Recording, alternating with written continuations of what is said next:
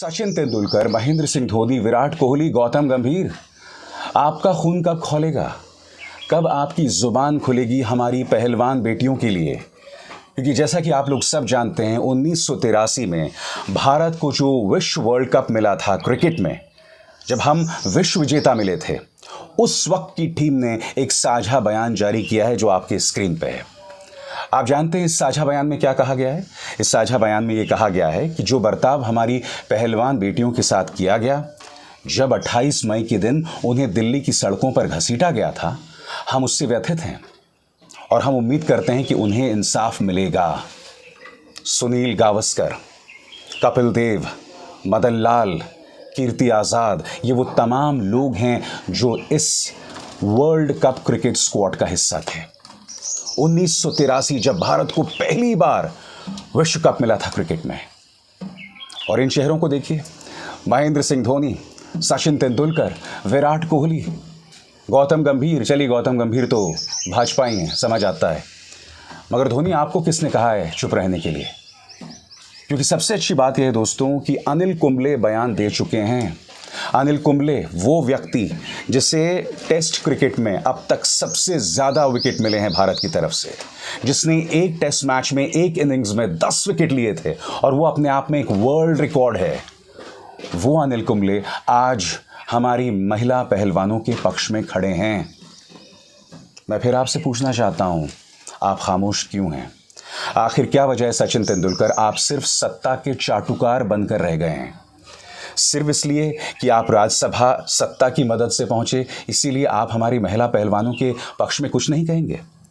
जब रिहाना और Greta Thunberg हमारे भारतीय किसानों के पक्ष में कहते हैं, याद कीजिएगा जब सिंघू और टीकरी बॉर्डर पर संघर्ष चल रहा था और जब इंटरनेट को काट दिया गया था, तब रिहाना और ग्रेटा थनबर्ग दोनों ने उनके पक्ष में कहा था।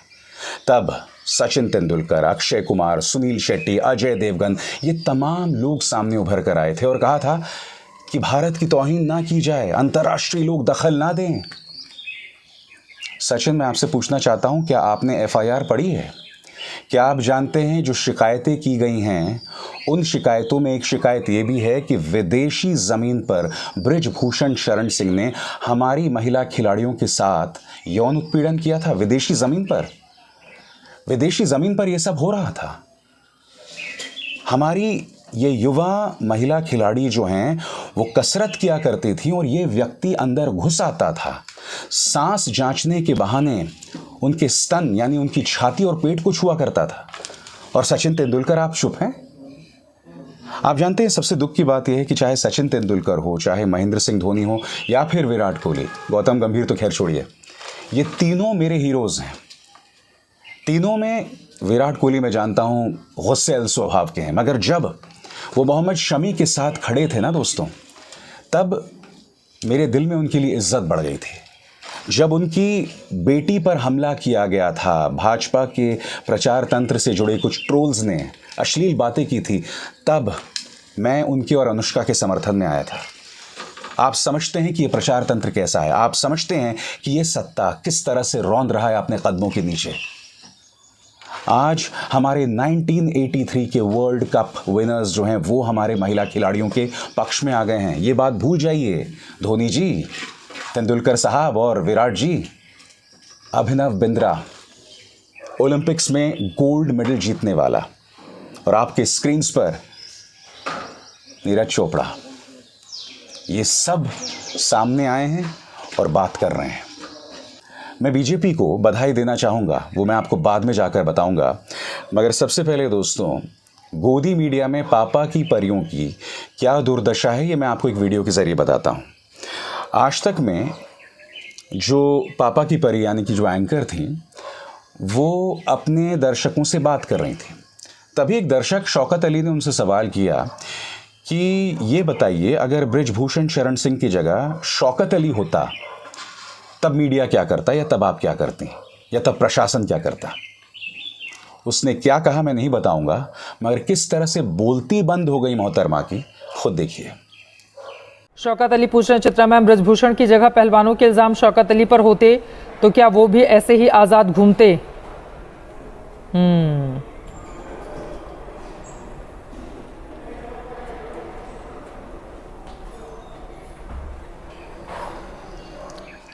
हकीकत यह है दोस्तों कि ये जो मीडिया है ना, ये खुद एक्सपोज हो रहा है। आज इस महिला एंकर की चुप्पी बताती है कि बतौर पत्रकार ये लोग अंदर से कितना खोखला हो चुके हैं। ये लोग पत्रकारिता नहीं कर रहे हैं, ये लोग सिर्फ और सिर्फ सत्ताधारी बीजेपी का पब्लिक रिलेशंस कर रहे हैं। इस सवाल का जवाब न दे पाना बहुत कुछ बता रहा है। ये बता रहा है कि ये मीडिया जो है कभी भी आम इंसान के पक्ष में नहीं कहेगी। मैं आपसे एक सवाल पूछना चाहता हूँ, वो जो इतना बड़ा ट्रेन हादसा हुआ उस पर मीडिया को लगातार बने रहना चाहिए था। मैं नहीं भूला हूँ, जब भी ऐसा बड़ा ट्रेन हादसा होता था हम लगातार उस पर एंकरिंग करते थे, लगातार ब्रेकिंग न्यूज़ करते थे। हमसे गलतियां भी होती थी, क्योंकि जब एक बड़ी ब्रेकिंग न्यूज़ होती है ना, तो कभी कभी कुछ ऐसी तस्वीरें सामने आ जाती हैं जो बहुत हिंसक होती हैं, विभत्स होती हैं, तो उसको लेकर हमारी आलोचना होती थी। मगर जब भी कोई बड़ा ट्रेन हादसा होता था तो हम सत्ता को जवाबदेह बनाते थे। आज जो मीडिया एक आसान से सवाल का जवाब नहीं दे पा रहा है और जो मीडिया ट्रेन हादसे को नज़रअंदाज कर रहा है, वो मीडिया कितना खोखला है ये बात साबित हो रही है। क्यों? क्योंकि वो सत्तारूढ़ बीजेपी के सामने पूरी तरह से नतमस्तक है। और दोस्तों, सबसे शॉकिंग बात आप जानते हो उस एफआईआर में क्या सामने उभर कर आई है? उस एफआईआर के अंदर विनेश फोगाट ने लिखित बयान दिया है कि मैंने प्रधानमंत्री नरेंद्र मोदी को इन तमाम चीज़ों के बारे में बातें बताई थी। यह अपने आप में कितना शॉकिंग है। प्रधानमंत्री को बताई थी, फिर भी अब तक कोई इंसाफ नहीं हुआ है, और हुआ भी है तो सुप्रीम कोर्ट के दबाव के बाद। अरे कहाँ गया आपका बेटी बचाओ बेटी पढ़ाओ जैसी बातें? प्रधानमंत्री विनेश ने आपको बताया था, फिर भी आप खामोश थे। हालांकि मैं आपको बतला दूं, वो खबर मुझे याद है दैनिक भास्कर में छपी थी और उसमें ये कहा गया था कि प्रधानमंत्री ने कहा था नहीं मैं ठीक कर दूंगा, जब विनेश ने ये बात उन्हें बताई थी, और आप खेल मंत्री से मिल लो। और जैसे ही विनेश फोगाट ने खेल मंत्री को ये बातें बताई, वो तमाम जो बातचीत हैं वो बृजभूषण शरण सिंह को लीक हो गई। विनेश फोगाट ने दैनिक भास्कर को दिए गए इस इंटरव्यू में कहा था, मुझे धमकियां आनी शुरू हो गई, मुझे ये भी कहा गया तू तो रास्ते से जाती है ना लखनऊ तक, रास्ते तक तेरा कुछ भी काम हो जाएगा। इस तरह की धमकियां बकौल विनेश फोगाट उन्हें मिल रही थी। यानी कि प्रधानमंत्री से अपने दिल की बात कही, क्योंकि मन की बात तो इस देश में सिर्फ एक आदमी करता है। प्रधानमंत्री से अपने दिल की बात, अपने दिल का डर, अपना खौफ बताया, तो ये हाल हुआ एक बेटी के साथ कि उसे धमकी आने लगी, बकौल विनेश फोगाट।